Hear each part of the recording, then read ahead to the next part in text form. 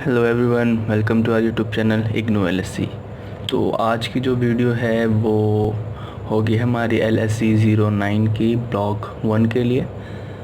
हम हर ब्लॉक की एक सेपरेट वीडियो बनाएंगे और जहाँ तक हम कोशिश करेंगे कि हर एक ब्लॉक के हर एक यूनिट की वीडियो बने, ताकि आपको जो है वो एक एक कॉन्सेप्ट अच्छे से क्लियर हो सके। हम हर ब्लॉक के हर यूनिट के इम्पोर्टेंट क्वेश्चंस भी देखते हुए चलेंगे और हम समराइज़ करते हुए हर एक यूनिट को पढ़ेंगे। तो चलिए आज की वीडियो स्टार्ट करते हैं। स्टार्ट करने से पहले आप हमारे चैनल को ज़रूर सब्सक्राइब करें, ताकि आपको इग्नू LSC से रिलेटेड हर एक सब्जेक्ट की अपडेट्स मिलती रहे। तो फर्स्ट यूनिट जो है 5 किंगडम क्लासिफिकेशन, उसमें इंट्रोडक्शन में सबसे पहले हमें जानना है बायोलॉजी के बारे में। ठीक है, तो बायोलॉजी बेसिकली होती है स्टडी ऑफ लाइफ। जी, तो बायोलॉजी का एक्चुअली मीनिंग जो है वो है स्टडी ऑफ लाइफ। यहाँ पर हम लाइफ के बारे में पढ़ते हैं। लाइफ के बारे में हम यानी लाइफ से जो मीनिंग है वो है लिविंग। तो लिविंग को हम पढ़ते हैं यहाँ पर, कि जो चीज़ अलाइव है उसको पढ़ते हैं, वेदर इट इज़ यूनिसेलुलर और मल्टी सेलुलर। फ़र्क नहीं पड़ता कि आप किसके बारे में पढ़ रहे हैं, हम सिर्फ लाइफ के बारे में पढ़ते हैं। ठीक है, क्योंकि हमें पता है कि जो लाइफ ओरिजिनेट हुई है वो एक यूनिसेलुलर से मल्टी सेलुलर की ओर हुई है। ठीक, तो हम बायोलॉजी में लाइफ के बारे में पढ़ते हैं। हम पढ़ते हैं कि उन लिविंग ऑर्गेनिज्म के बीच में जो रिलेशनशिप्स हैं, ठीक है, तो रिलेशनशिप्स जो हैं ऑर्गेनिज्म के बीच में, वही हमारा एक तरह से जो नया ब्रांच है यानी एनिमल डाइवर्सिटी है वो इसी से है। ठीक है, तो एनिमल डाइवर्सिटी जो है वो actually study of relationship between living organism. तो लिविंग ऑर्गेनिज्म के बीच में जो हम रिलेशनशिप ढूंढते हैं, रिलेशनशिप कैसी वो हो सकती है, सिमिलैरिटीज़ हो सकती हैं। ठीक है, कि उनमें क्या सिमिलैरिटीज़ हैं, उनके हिसाब से हम एनिमल्स के रिलेशनशिप्स को पढ़ते हैं, उसी को हम एनिमल डाइवर्सिटी का नाम देते हैं। तो ये तो है इंट्रोडक्शन में। बाकी बुक में और भी चीज़ें हैं, जैसे कि डेवलपमेंट के बारे में दिया है कि जो साइंस है उसने काफ़ी ज़्यादा तरक्की की है डेवलपमेंट के आधार पर। जैसे कि कैंसर के लिए हमारे पास अब कीमोथेरेपीज़ हैं। ठीक है, कीमोथेरेपीज़ हैं, हमने बहुत सारी वैक्सीन बना ली है। ठीक, अभी हम कोविड पे। तो फर्स्ट यूनिट जो है 5 किंगडम क्लासिफिकेशन, उसमें इंट्रोडक्शन में सबसे पहले हमें जानना है बायोलॉजी के बारे में। ठीक है, तो बायोलॉजी बेसिकली होती है स्टडी ऑफ लाइफ। जी, तो बायोलॉजी का एक्चुअली मीनिंग जो है वो है स्टडी ऑफ लाइफ। यहाँ पर हम लाइफ के बारे में पढ़ते हैं। लाइफ के बारे में हम यानी लाइफ से जो मीनिंग है वो है लिविंग। तो लिविंग को हम पढ़ते हैं यहाँ पर, कि जो चीज़ अलाइव है उसको पढ़ते हैं, वेदर इट इज़ यूनिसेलुलर और मल्टी सेलुलर। फ़र्क नहीं पड़ता कि आप किसके बारे में पढ़ रहे हैं, हम सिर्फ लाइफ के बारे में पढ़ते हैं। ठीक है, क्योंकि हमें पता है कि जो लाइफ ओरिजिनेट हुई है वो एक यूनिसेलुलर से मल्टी सेलुलर की ओर हुई है।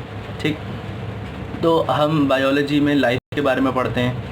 हम पढ़ते हैं कि उन लिविंग ऑर्गेनिज्म के बीच में जो रिलेशनशिप्स हैं, ठीक है, तो रिलेशनशिप्स जो हैं ऑर्गेनिज्म के बीच में, वही हमारा एक तरह से जो नया ब्रांच है यानी एनिमल डाइवर्सिटी है वो इसी से है। ठीक है,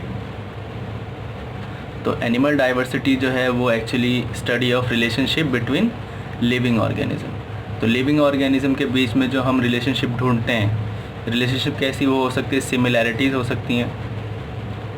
ठीक है, कि उनमें क्या सिमिलैरिटीज़ हैं, उनके हिसाब से हम एनिमल्स के रिलेशनशिप्स को पढ़ते हैं, उसी को हम एनिमल डाइवर्सिटी का नाम देते हैं। तो ये तो है इंट्रोडक्शन में। बाकी बुक में और भी चीज़ें हैं, जैसे कि डेवलपमेंट के बारे में दिया है कि जो साइंस है उसने काफ़ी ज़्यादा तरक्की की है डेवलपमेंट के आधार पर। जैसे कि कैंसर के लिए हमारे पास अब कीमोथेरेपीज़ हैं। ठीक है, कीमोथेरेपीज़ हैं, हमने बहुत सारी वैक्सीन बना ली है। ठीक, अभी हम कोविड पे भी काम कर रहे हैं, लगभग इसका भी ट्रायल शुरू हो गया है। तो साइंस में जो डेवलपमेंट है वो काफ़ी हुआ है और साइंस के बहुत ज़्यादा ब्रांचेस बन गए हैं अब। तो जैसे जैसे डेवलपमेंट हुआ है वैसे वैसे नए ब्रांचेस साइंस में बने हैं। तो बेसिकली इस चैप्टर का जो इंट्रोडक्शन है वो इसी पे बेस्ड है कि जो बायोलॉजी है यानी स्टडी ऑफ लाइफ जो है, उसमें हम रिलेशनशिप को पढ़ें लिविंग ऑर्गेनिज्म के बीच में। ठीक है, और जो डेवलपमेंट्स हुए हैं उसके बारे में। अगला जो पॉइंट है वो इम्पोर्टेंट हो जाता है यहाँ पर, क्योंकि अब जो है इस यूनिट में कुछ अच्छा जुड़ता है, जिसमें हम बात करें कि जो नाम है इसका matter, living and non living, living and non living. तो अगर हम बात करें पूरे यूनिवर्स की, तो जो यूनिवर्स है वो बना है मैटर प्लस एनर्जी से। किससे? मैटर प्लस एनर्जी से। तो जो हमारा यूनिवर्स है वो मैटर प्लस एनर्जी से बना है। यानी कि मैटर क्या होता है? मैटर होता है कोई भी चीज़ जो कि जगह घेरे, है ना, anything which occupies space, which occupies space. वो भी चीज़ जो जगह घेरे उसको हम मैटर बोलते हैं। और हमने पढ़ा है मैटर के 3 स्टेट होते हैं, वैसे बेसिकली 5 स्टेट होते हैं, पर एनसीईआरटी में 9th में जो है वो लगभग 3 हैं। तो इसी के बारे में है। तो हम जो बेसिकली इसमें पढ़ेंगे वो पढ़ेंगे कि केमिस्ट्री के बारे में पढ़ेंगे। देखो केमिस्ट्री जो है ना, साइंस में सबसे इम्पोर्टेंट केमिस्ट्री ही है। फिज़िक्स, बायोलॉजी, ये सब केमिस्ट्री से ही जुड़े हुए हैं। ठीक है, केमिस्ट्री बेसिकली क्या है? चेंज है। केमिस्ट्री का मतलब ही होता है चेंज। कैसे चेंज? आप खुद ही देखिए कि एक एनर्जी जो है वो अपने आप को चेंज करती है दूसरी एनर्जी में। कब करेगी? जब उसमें किसी भी तरह का केमिकल चेंज आएगा। तो केमिकल चेंज आने से ही क्या हुआ है, लाइफ जो है हमारी वो ओरिजिनेट हुई है। तो केमिस्ट्री जो है वो चेंज है। ठीक है, केमिस्ट्री चेंज है, यानी केमिस्ट्री में ही केमिकल चेंज की वजह से लाइफ फॉर्म एग्जिस्ट करती है। तो इसीलिए हम यहाँ पर मैटर को पढ़ेंगे। लिविंग और नॉन लिविंग की बात हम आगे करेंगे। बेसिकली मैटर को ही पढ़ना है यहाँ पर कि मैटर जो है यानी जो केमिस्ट्री है लाइफ की वो क्या है, तो हम उसको पढ़ेंगे। तो जैसा कि हमने शुरू में जाना कि इस चैप्टर का जो बेसिक मोटो है वो है कि लाइफ को पढ़ना है ना, लिविंग को पढ़ना है। ठीक है, तो हम कैसे जानेंगे कि कोई ऑर्गेनिज्म लिविंग है या नॉन लिविंग है? तो वो क्या कैरेक्टरिस्टिक्स या क्या वो फीचर्स हैं जिनके बेसिस पे हम किसी ऑर्गेनिज्म को लिविंग या नॉन लिविंग में डिवाइड कर सकते हैं। तो वो जो कैरेक्टरिस्टिक्स हैं वो कुछ इस तरह से हैं। केमिस्ट्री ऑफ लिविंग ऑर्गेनिज्म, हम यहाँ पर जानेंगे कि जो मॉलिक्यूलर लेवल पे जो कंसिस्टेंसी है, यानी जो कॉन्स्टिट्यूएंट है हमारे लाइफ का, उसके बारे में हम इसमें जानेंगे। दूसरा है स्पेसिफिक ऑर्गेनाइजेशन। स्पेसिफिक ऑर्गेनाइजेशन का मतलब ये है कि अगर आप यूनिसेलुलर ऑर्गेनिज्म की बात करें तो उसमें सारे प्रोसेस उसके एक सेल में होंगे। ठीक है, पर अगर आप बात करें मल्टी सेलुलर ऑर्गेनिज्म की तो उसके पास एक स्पेसिफिक ऑर्गन होता है। जैसे अगर हम ह्यूमन की बात करें तो हमारे पास पूरा एक सिस्टम है। ठीक है, तीसरा जो है मेटाबॉलिज्म, की जो भी हम खाते हैं या जो भी फंक्शंस हो रहे हैं, चाहे बोलना हो, सोचना हो, तो हर एक क्रिया के पीछे जो है एक अभिक्रिया है। ठीक है, जिस अभिक्रिया को हम मेटाबॉलिज्म कहते हैं। तो केमिकल चेंजेस जो हमारी बॉडी के अंदर होते हैं ताकि हमारी बॉडी सही से फंक्शन कर सके, उसी को मेटाबॉलिज्म कहते हैं। तो ये one of the third characteristics है जिसके हिसाब से हम पता लगाते हैं कि ऑर्गेनिज्म लिविंग है या नॉन लिविंग है। चौथा जो है वो है ग्रोथ एंड डेवलपमेंट। देखिए ग्रोथ और डेवलपमेंट जो है ये दोनों अलग अलग चीज़ें हैं, तो इसके बारे में हम पढ़ेंगे। फिर भी मैं एक एग्जांपल दे देता हूँ पहले, ये एग्जांपल मैं बाद में भी दूंगा कि जो बच्चा है वो बच्चे से बड़ा होता है, वो उसकी ग्रोथ हो गई। पर अगर बच्चे सही से डेवलप नहीं, चल नहीं पा रहा है या बोल नहीं पा रहा है, तो वो डेवलपमेंट नहीं हुआ उसमें। तो ग्रोथ और डेवलपमेंट में अलग अलग चीज़ें हैं। ठीक है, फिर है सबसे इम्पोर्टेंट एस्पेक्ट रिप्रोडक्शन। रिप्रोडक्शन यानी ऐसा प्रोसेस जिसमें ऑर्गेनिज्म जो है अपने जैसे दिखने वाले नए संतान को जन्म देता है। अब वो कई प्रकार से दे सकता है, सेक्सुअली भी और असेक्सुअली भी। फिर है फिर जो अगला जो है वो है इरिटेबिलिटी। इरिटेबिलिटी यानी कि जो सडन चेंज आता है, यानी रिस्पॉन्स टू एन स्टिमुली। अगर आपके आंखों पे कोई फ्लैश मार दे तो आप आंखें बंद कर लेते हैं, या गर्म चीज़ को छू के हम तुरंत हाथ हटा लेते हैं। तो ये जो रिफ्लेक्स एक्शंस होते हैं, या जो हम इन्वायरमेंट में सडन चेंज के अकॉर्डिंग जो हम अपने आप को एक रिस्पांस देते हैं उस इन्वायरमेंट या उस स्टिमुली के लिए, वो इरिटेबिलिटी होती है। फिर 7 है एडेप्टेशन। एडेप्टेशन की अगर हम बात करें तो जो हम फीचर्स या कुछ ऐसे कैरेक्टरिस्टिक्स ऑर्गेनिज्म में आ जाते हैं जो उसके सर्वाइवल में हेल्प करते हैं। वो अडेप्टेशंस होती हैं, जैसे कि अगर हम बात करें पानी में रहने वाले जानवरों के पास लंग्स हैं, ठीक है, तो सॉरी, अगर हम बात करें पानी में रहने वाले ऑर्गेन तो उनके पास गिल्स होते हैं, हमारे पास लंग्स होते हैं, ठीक है। या हमें पसीना आता है, अगर हम पहाड़ों पे जाए तो हमें एक दिन रुकने के लिए बोला जाता है ताकि हम उस एनवायरनमेंट में अडेप्ट हो सके, क्योंकि वहाँ जो हाई एल्टीट्यूड है तो वहाँ पर जो ऑक्सीजन का जुड़ना है हमारे हीमोग्लोबिन के साथ वो कम हो पाता है, तो इसलिए एक दिन आपको बोला जाता है कि आप घर में रहें ताकि आपकी बॉडी जो उसके हैबिचुअल है। तो अडेप्टेशन बेसिकली जो फीचर्स हैं उनको बोलते हैं। अगला है होम्योस्टेसिस। होम्योस्टेसिस जो है ये, अगर हम बायोलॉजी की बात करें तो वन ऑफ द प्रिंसिपल्स हैं। बायोलॉजी में 12 प्रिंसिपल्स हैं, उनमें से एक प्रिंसिपल ये भी है, या हम ये कहें कि बहुत इंपॉर्टेंट चीज़ है, क्योंकि ऑर्गेनिज्म जो है अपने अंदर के एनवायरनमेंट को बनाए रखता है ताकि उसका जो मेटाबॉलिज्म है वो हो सके। तो बेसिकली होम्योस्टेसिस जो है एक तरह का कैरेक्टरिस्टिक्स है जिसमें ऑर्गेनिज्म अपने इंटरनल एनवायरनमेंट को बना के रखता है, मेंटेन करके रखता है, ताकि जो उसके अंदर हो रहे मेटाबॉलिज्म है वो प्रॉपर्ली हो सके, ठीक है।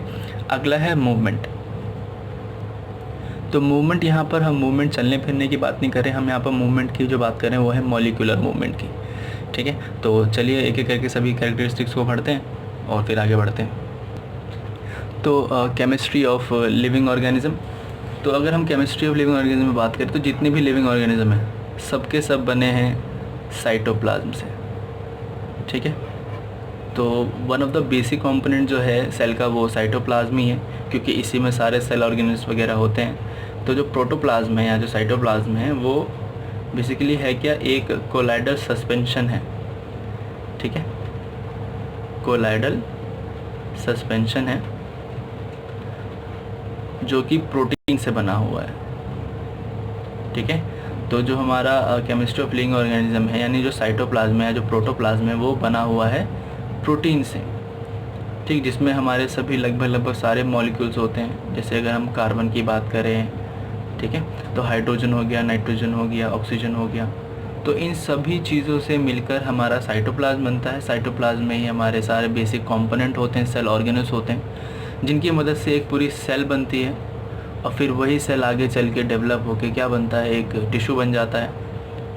टिश्यू जो है वो बन जाता है ऑर्गन, और ऑर्गन जो है वो आगे चल के पूरा एक सिस्टम बनाता है, जिससे फॉर्मेशन होती है एक बॉडी की। तो अगर साइटोप्लाज्म या केमिस्ट्री यानी जो हमारे जो बेसिक एलिमेंट्स हैं उनका सही से केमिकली अटैच होने से ही एक साइटोप्लाज्म बनता है, जिससे फॉर्मेशन होती है हमारे सेल की, फिर एक टिश्यू की, फिर ऑर्गन की, और फिर बॉडी की, यानी लाइफ की।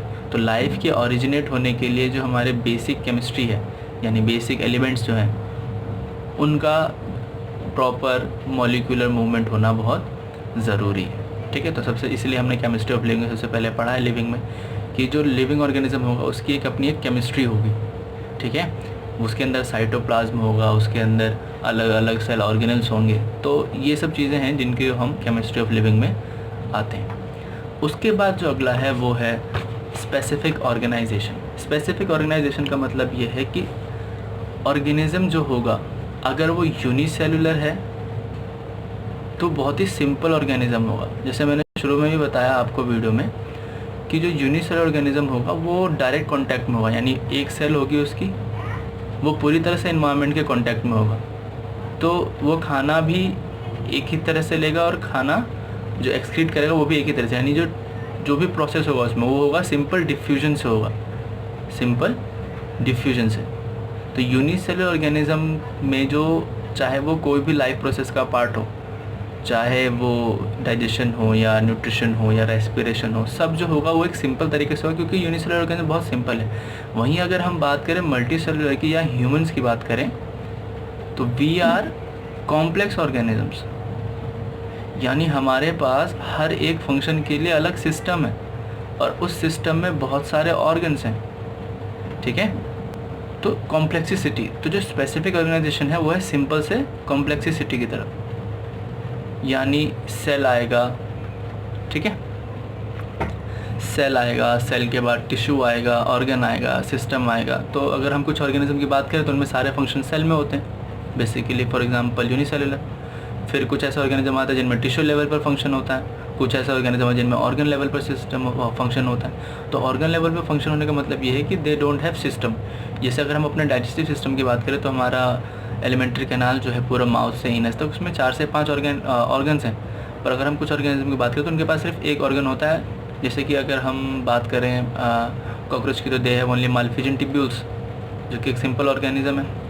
ठीक है, तो जैसे जैसे ऑर्गेनिज्म सिंपल से कॉम्प्लेक्स की ओर आता है उसी को हम स्पेसिफिक ऑर्गेनाइजेशन बोलते हैं। ठीक है, तो किसी में सेलुलर ऑर्गेनाइजेशन होता है, किसी में टिश्यू ऑर्गेनाइजेशन होता है, किसी में ऑर्गन लेवल ऑफ ऑर्गेनाइजेशन होता है। तो सेकंड है ऑर्गेनाइजेशन, फर्स्ट केमिस्ट्री यानी जिसमें हम बेसिक एलिमेंट होना चाहिए, दूसरा है स्पेसिफिक ऑर्गेनाइजेशन कि ऑर्गेनिज्म जो होगा या तो उसमें सेलुलर लेवल पर फंक्शन होगा या उसमें जो है वो ऑर्गन लेवल पर फंक्शन होगा या पूरा सिस्टम होगा उस फंक्शन को करने के लिए। तो अब हम आते हैं हम अगले थर्ड वाले पे, यानी मेटाबॉलिज्म। तो मेटाबॉलिज्म बेसिकली क्या है, एक तरह का प्रोसेस है। हर ऑर्गेनिज्म को एनर्जी चाहिए, पहले वो एनर्जी बनाएगा फिर उस एनर्जी को इस्तेमाल करेगा। तो एनर्जी को बनाने के लिए, एनर्जी को इस्तेमाल करने के लिए जो प्रोसेस है उसी को हम मेटाबॉलिज्म कहते हैं। तो मेटाबॉलिज्म क्या एक प्रोसेस है जिसमें फॉर्मेशन ऑफ एनर्जी होती है, फॉर्मेशन ऑफ एनर्जी होती है ताकि ऑर्गेनिज्म जो है उसको यूज़ कर सके या उसको यूटिलाइज कर सके। ठीक है, तो मेटाबॉलिज्म इज़ अ प्रोसेस जिसमें एनर्जी का फॉर्मेशन होता है ताकि जो एनर्जी है उसको ऑर्गेनिज्म यूज़ कर सके और यूटिलाइज कर सके।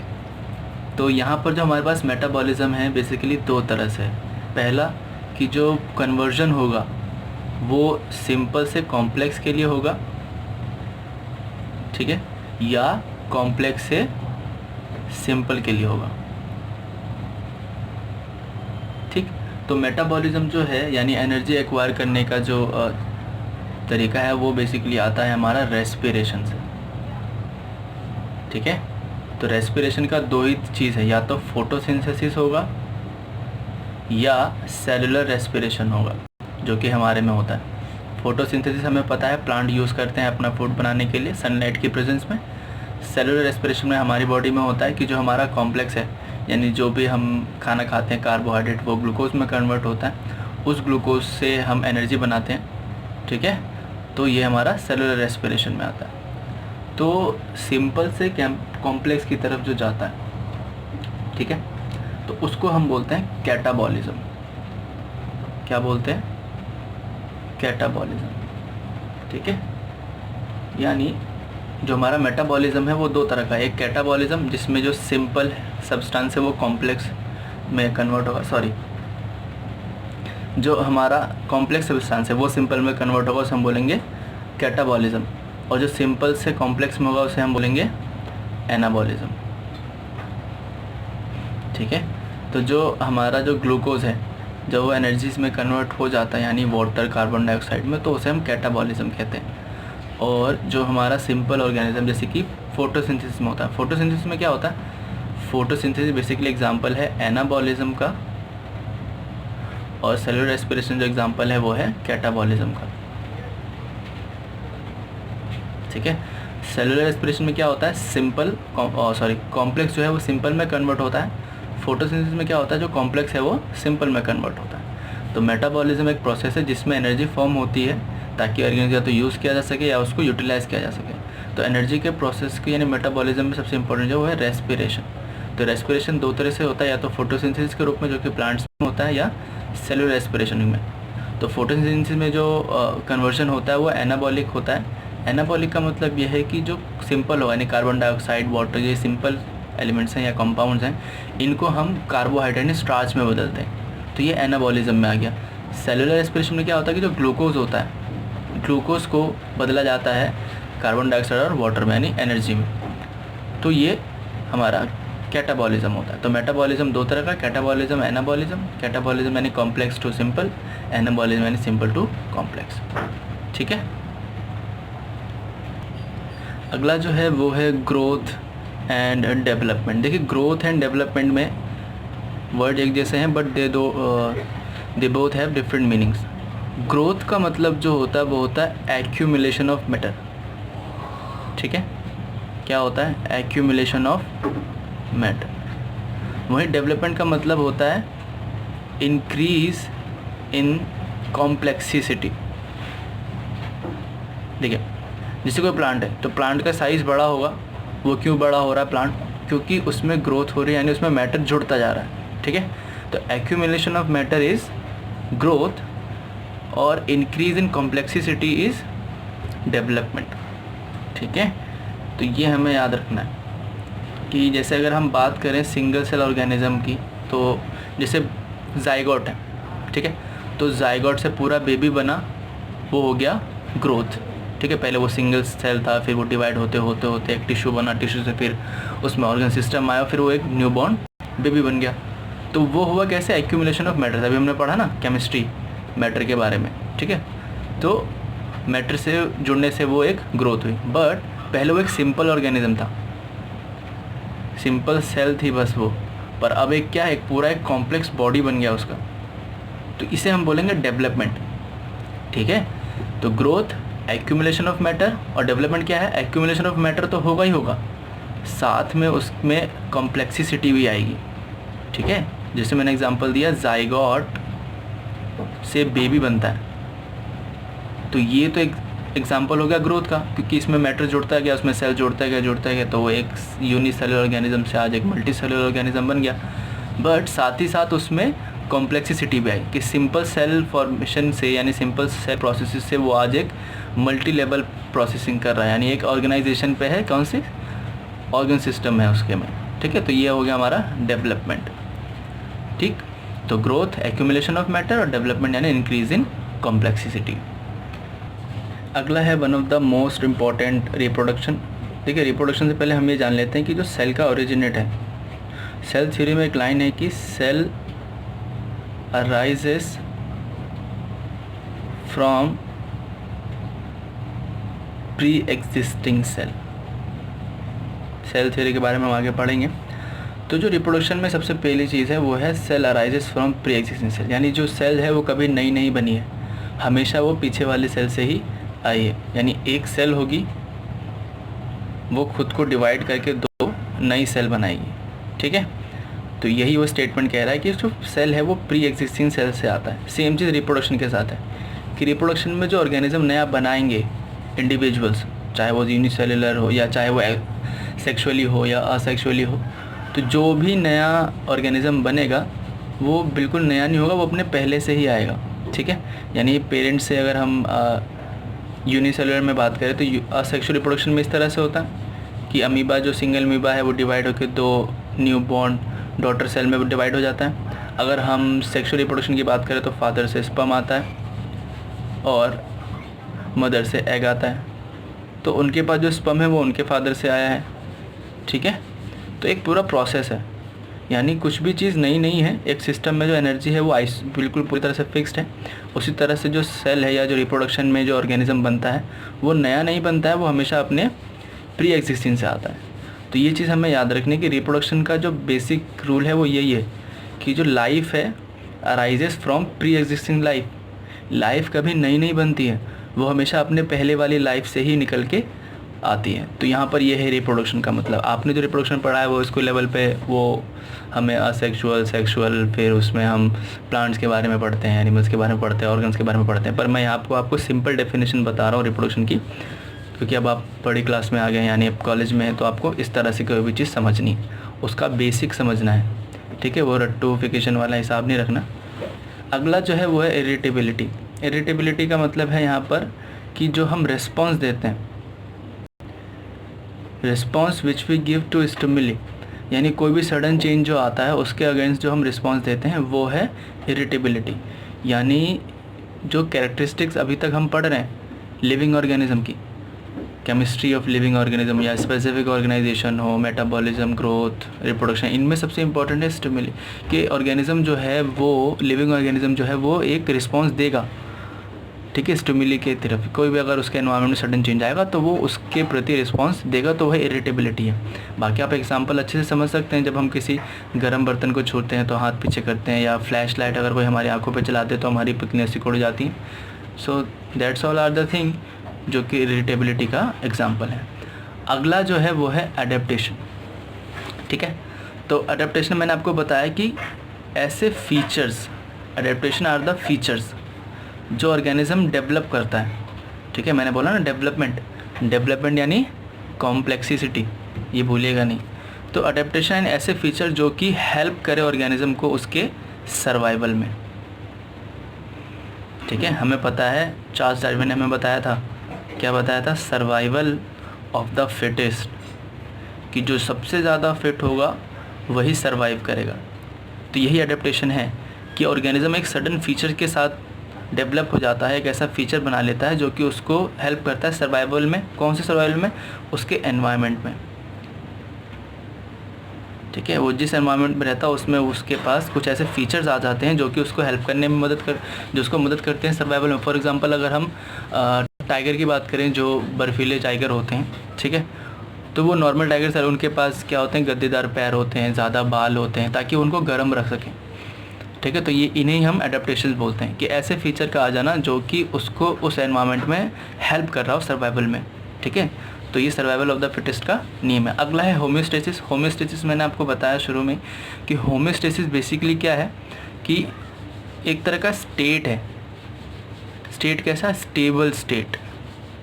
स्टेबल स्टेट जो हर ऑर्गेनिज्म को चाहिए ताकि वो अपने इंटरनल एनवायरनमेंट को, इंटरनल एनवायरनमेंट का मतलब है यहाँ पर कि जो टेम्परेचर है उसके बॉडी का वो मेंटेन रहे। कुछ ऑर्गेनिज्म कर पाते हैं, कुछ नहीं कर पाते हैं। कुछ करने के लिए, जैसे मान लीजिए अगर हम सांपों की बात करें तो वो छाँव में ज़्यादा रहते हैं क्योंकि वो अपने बॉडी के टेम्परेचर को रेगुलेट नहीं कर सकते।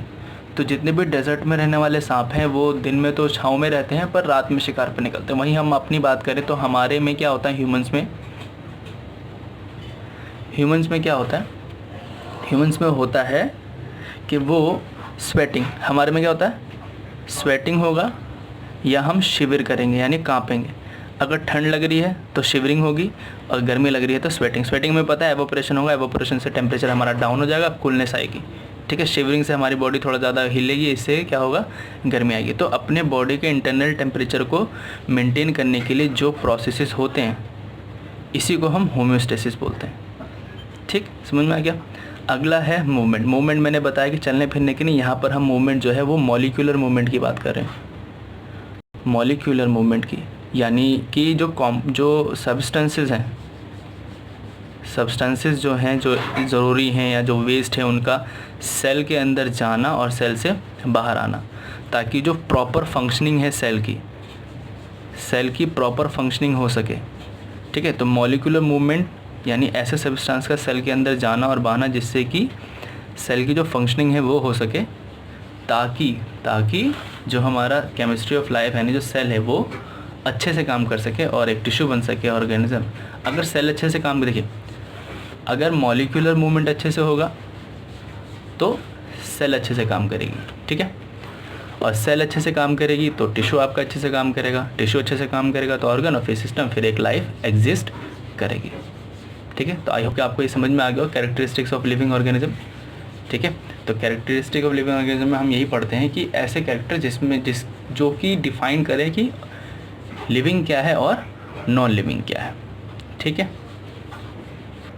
तो आप इसका स्क्रीनशॉट ले सकते हैं ताकि आपको इसको समझने में आसानी हो।